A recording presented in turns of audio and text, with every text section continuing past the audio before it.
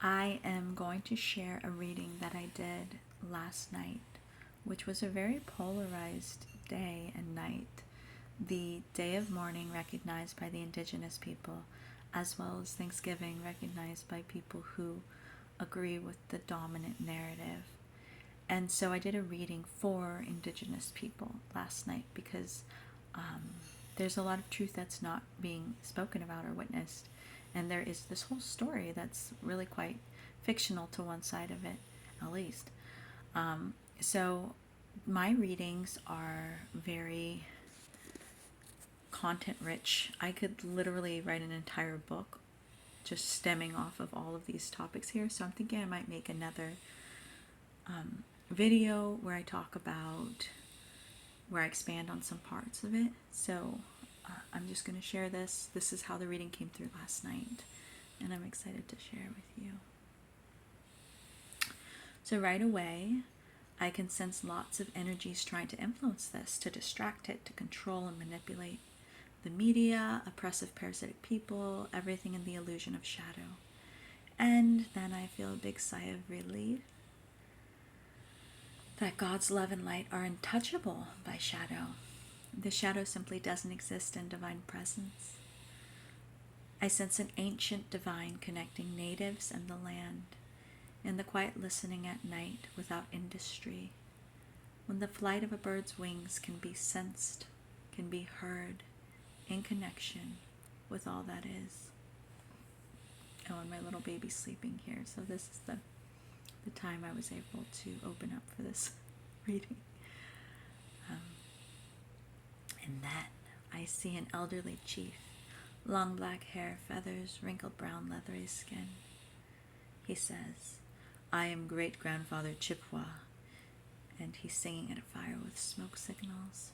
"Hey-o-wa-wa, hey-o-wa. I have come to call in the others who must connect now." I ask, why am I so tired? I was feeling this intense tiredness leading up to this reading, just extreme tiredness, very unusual. It almost made me not do the reading. It was almost like I need to go to sleep, but I didn't. I did the reading because it means a lot to me. Here's what he says. because you are making excuses for them, for the oppressors, not with your words. In the fourth dimension of your heart, you are telling the stories of their nobility the way they have sent them to you, and they are the villains, your ancestors. The love you have for them is not real. It is admiration based on their domination of you, with their judgment. Look at them and see them as they are. Something sick and withered, holding up a mask of arrogance and defiance and honor. They have none, absolutely zero. They have sold their souls and are shells of people. See them as they are. And so you do not need to impress them. They are the truly broken of the world, not the ones they would break. See them and do not try for approval. And here I feel healing in the crown during the reading. He says, I call in the great ancestors, those who know of the prophecy of the great abandon. Shed away the tiredness with the care for their shell. Do not make excuses for them. Do not hide your truth from them. And here I see sacred geometry, golden light were around him, orbiting, calling in the others. There were like these golden lines all around his head. And it was like a message signal. And here comes Chief Little Rock, Aurora, Big Tree in the forest. And I'm seeing that the old ways and the old ones need to be let go for liberation to occur. I cannot keep approving of their wrongdoing, for it hurts all, including them. There is a free and clear, deep breathing feeling of everyone letting go of the illusion. I see my uncle now, who is on his deathbed, at peace, and he is, right now, in the process of transitioning. He's released of his hierarchical story he had contained himself in. In the cycle of oppression, all are oppressed, including the oppressor. Everyone in a rigid hierarchy suffers, for they are one removed from God, having put themselves or someone else in that impossible role of God. Like children playing make-believe, though a dangerous game it is for adults. Hierarchies kill, my children. This is a different voice, and also a masculine voice. Who is here, I say? It is I, Azrael. We are all assembled. The circle repeats. The mysteries of the past are unraveled and rebraided in perfect divine timing. Death is no accident. Life is no miracle. Both are life, and life simply is. I help with death. I am with your uncle now, bringing him over. He is ready. What has appeared as chaos from the outside is exactly what he needed in this incarnation to complete his journey for the next evolution. The balance of, I feel a lot of angel confirmation, which is like sparkly feeling. I didn't even say that. Goosebumps, truth bumps, whatever you want to call it. So this is the serious part. So where should I restart? What has appeared as chaos from the outside is exactly what he needed in his incarnation to complete his journey for the next evolution. The balance of that which he took in this life will weigh heavily to him when he releases the form of this life, and it will redirect him back to God. He forgot to remember, and now he remembers not to forget. And here I feel healing in the head, where there is self-preservation, an area I associate with self-preservation. Healing. Is he at peace now? I ask. No. Something greater. He is learning. He learns, I feel a lot of confirmation. He learns through you and by these words. He is here now. Ooh, confirmation. Hearing this. I am holding, oh my God, I feel so much. I am holding his hand, connecting us to this portal of wisdom who is faith. Your faith activates mission. I ask, what does he have to do with natives?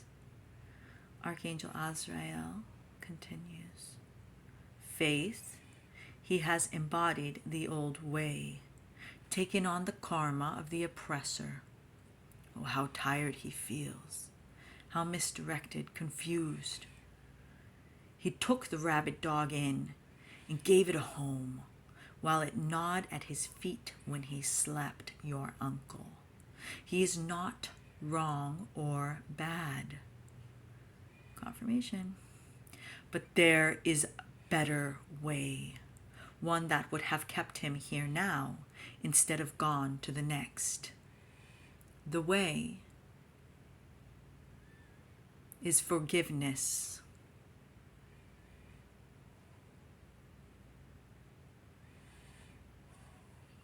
Yes, the oppressor must forgive, for unforgiveness is oppression at its highest form of distilled illusion. Not forgive for what?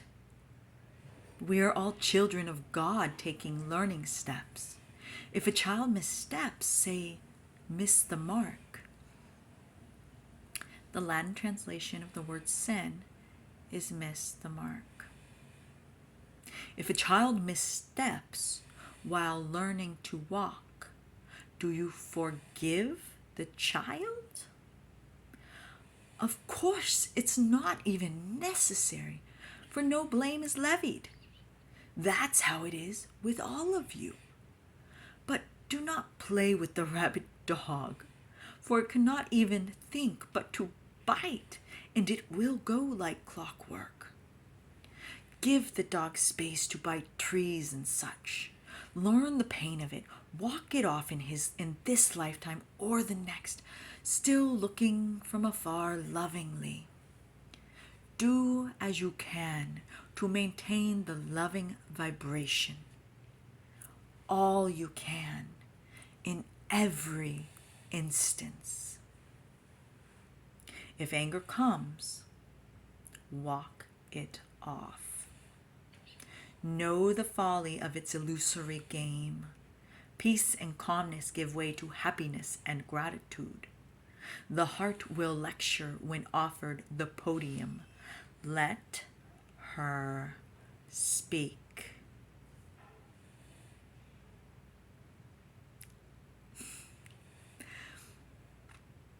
The council is here assembled. They give me the stage, for I see clearly what is needed in this world of death and humans. Death the humans have cultivated in consumerism and greed.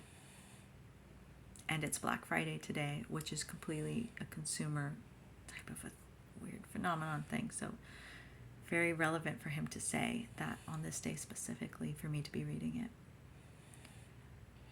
Yes, cultivated by the humans in consumerism and greed. What is needed is life. You bring new life to all that shines with your love. Not a drop is wasted. Not a loving thought is forgotten. Your due is being paid in the most marvelous way. So this is a female voice. It transitioned in mid-sentence. The most marvelous way. The most marvelous way. I ask, are you Mercy? Mercy is the divine feminine incarnation of Azrael. Yes, we are. We speak for the collective embodiment of women, the subjugated. She tisks with her tongue, so that goes like, yeah, that one. Now, things are changing. They are learning reluctantly. She laughs. They are learning reluctantly. Take your uncle, for instance. His soul journey has ended on this level, for him to shed it and find his true incarnation. It had to get that bad for him to give it up. Hoarding, overweight, consumerism, greed. He's absolutely no different than the savage billionaires of your planet, and they may not even evolve as fast. He has learned it. You all have a million chances, a billion resources. Think of the good you can do. One hug from God. One kindness at a time. Think of the love first. Crave it. Go to the places where it is lacked and celebrate its arrival into existence. For any place without love is a place for love to go. You wrote that. Where there is no love, put love, and there you will find love. Do not speed through death like your uncles. Honor it. It is sacred as life. It is as sacred as life. It is life. One part of it. It's a sacred process, irrevocably attached to the regeneration of life and the reincarnation of the same soul into the next,